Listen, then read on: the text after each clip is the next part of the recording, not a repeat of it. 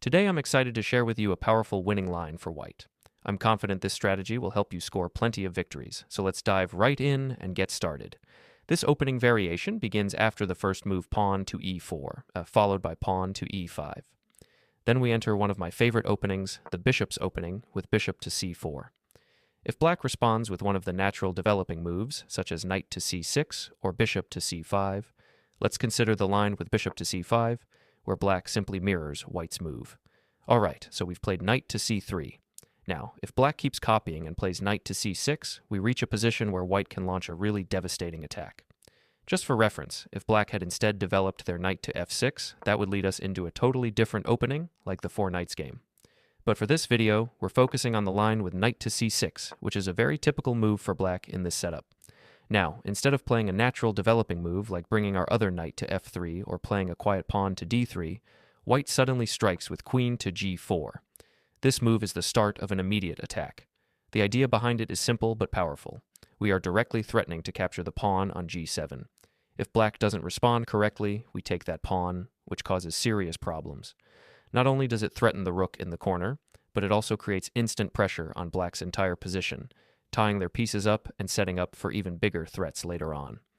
So, queen to g4 is a direct and dangerous threat. Black has several possible defenses, but each of them comes with significant drawbacks. For example, if black plays king to f8, that does indeed defend the pawn on g7. However, the major drawback is that the king loses the right to castle, and very soon I'll show you how white can launch a strong attack in this case. Clearly, this is not an ideal solution for black. Now, another common defensive idea for black is to play pawn to g6. Once again, this move successfully prevents our queen from capturing on g7, but it comes at a huge cost. It creates serious weaknesses on the dark squares around the king, especially on f6 and h6. If black decides to castle kingside, they'll be sheltering their king in a house full of holes. That also leaves black in a very uncomfortable, shaky position, and I'll demonstrate exactly how we break through that setup shortly. However, the move you will see most often from your opponents is queen to f6. This looks very tempting for black. It seems like a great move because it does two things at once. It defends the pawn on g7, and it also counterattacks by threatening to play queen takes f2, which would be check. On the surface, this looks like a strong and logical move, which is exactly why most players instinctively go for it. But here's the good news. This natural-looking move is actually a losing mistake. Instead of getting scared and trying to passively defend the pawn on f2, we double down on our attack with the surprising and powerful move knight to d5. At first glance, this looks crazy. It seems like we're walking right into their threat. But here's the hidden idea. If black goes ahead and plays queen takes f2 check, we simply move our king to d1. Suddenly, the tables are completely turned. Their queen is now dangerously exposed in the middle of the board, and we have a devastating attack brewing. At first glance, it might seem like black is doing really well. After all, the queen just captured a pawn and is sitting dangerously close to white's king. It looks scary for white, and many players will feel confident here. But let's take a closer look at the position. The truth is, the black queen has no real follow-up. Every square the queen could potentially use is already covered and controlled by white's pieces. That means the so-called attack is just a single check with no actual danger behind it. Meanwhile, our threats as white are very real and incredibly dangerous. We are still threatening to play queen takes g7, which would absolutely devastate black's kingside. We are also threatening knight takes c7, forking the king and the rook. A very powerful tactical idea that wins material on the spot. And if that weren't enough, there's a hidden third trap in this position that most opponents completely overlook, which makes our attack even more potent. Now, let's think about how black might try to respond. Under this kind of pressure, most players will panic and choose a weak defensive move. One of the most common mistakes is knight to f6, but this move completely misses the point. It doesn't actually do anything to stop our main threat of queen takes g7, and very soon, black will find themselves in deep, deep trouble. In fact, the move knight to f6 only makes white's attack stronger. Now, not only are we threatening to capture the rook on h8 with check, but we are also directly attacking the knight that just moved to f6. This sequence is completely losing for black, yet surprisingly many players still fall right into this trap. Another very common mistake is the move pawn to d6. On the surface, this looks logical. Black is trying to create an escape route for their queen and hopes that we might somehow overlook their threat on f2. But in reality, this move is just as bad because it once again does nothing to stop our major threat of queen takes g7. We simply ignore their plan and execute the capture, and the game is practically over right there.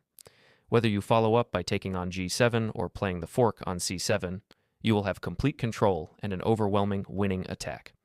We'll take a closer look at these specific lines in a moment, but the important point is this. After these common mistakes, black is almost always lost within just a few moves. Now what if black tries to be stubborn and finds the best defensive idea? That would be king to f8, which directly defends the pawn on g7. Even here, white has a powerful and hidden resource. You respond with the unexpected move, knight to h3. This is a really subtle idea. Suddenly the situation changes completely. The black queen on f2, which was supposed to be their main attacker, actually becomes the target of our attack. At this point, the black queen is almost completely trapped.